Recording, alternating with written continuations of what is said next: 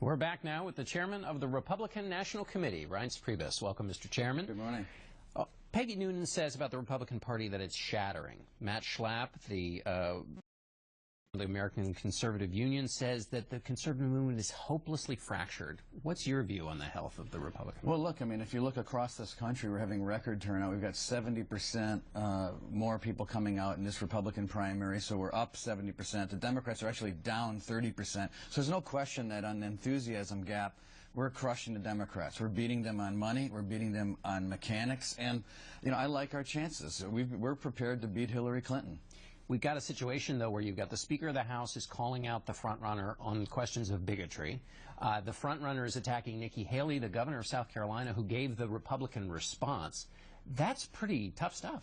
Well, it is tough stuff, and at times I've spoken out as well. So, I mean, I don't think there's anything wrong with drama and intrigue, and we've got plenty of that. There's no question about that. The key, though, is can you get to a nominee, come together, and then take it to the Democrats? I think that we'll get there.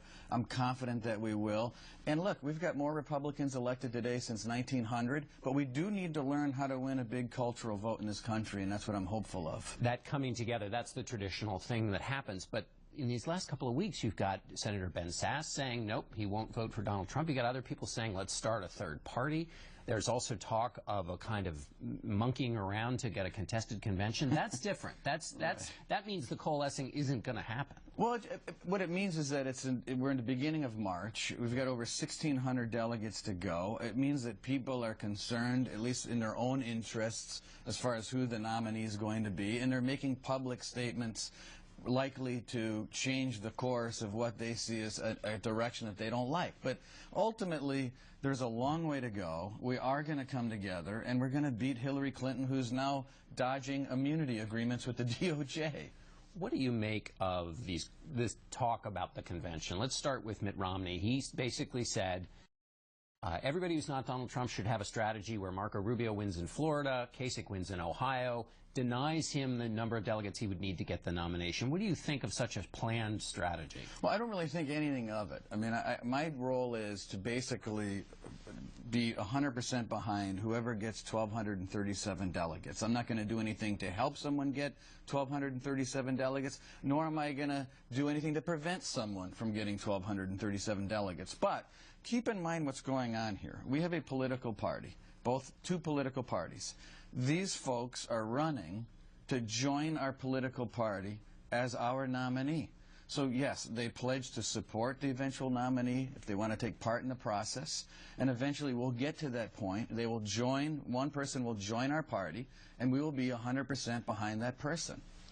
What do you, for Republicans out there who are watching, when they hear about contested convention, there are rules to fight this out in Cleveland. In other words, it's not a dirty word, right? No. Okay, so there is a process with rules. Contested convention could be possible. So that's okay. It's not impossible. Right. I still think it's unlikely, but it's not impossible. Now, I was general counsel, John, for 2 years before being chairman for 6. I know the rules inside and out. I'll be prepared for anything. But I still think it's very early to have this conversation. I think that in a month, if we're sitting in a situation where candidates are tied, then I think in a month you start looking at those possibilities. But right now we've got a long way to go. Do you think Donald Trump's success is because he's Donald Trump or because he's a Republican? I think probably a little bit of both, but again, I still think it's early. I don't know who's going to be successful and who's not going to be successful. What I do know is that we have a great opportunity here to win in November, an opportunity to save our country, and we're running against a person who's dodging the IRS and has to answer for a lot of things that people find to be pretty troubling. You have worked hard to try to expand the Republican Party in different communities where Republicans have had trouble before, in the Hispanic community and the African-American community. How has Donald Trump and the way this campaign has played out so far helped or hurt those efforts? You know, obviously the proof is going to be in the pudding, and there's a long way to go. We have at the National Party put more people on the ground in different communities than ever before in the history of our party. We've committed millions upon millions of dollars. We've invested hundreds of millions of dollars in our infrastructure mechanics. We're far better than we were in 2012.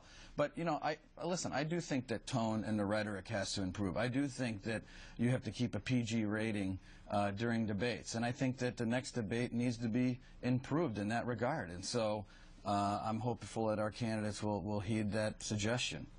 If the process goes forward, do you expect the Republican Party to keep gaining more people as it goes forward? I think we are. I mean, if you look at the numbers that we're putting up in all of these states, it's astronomical.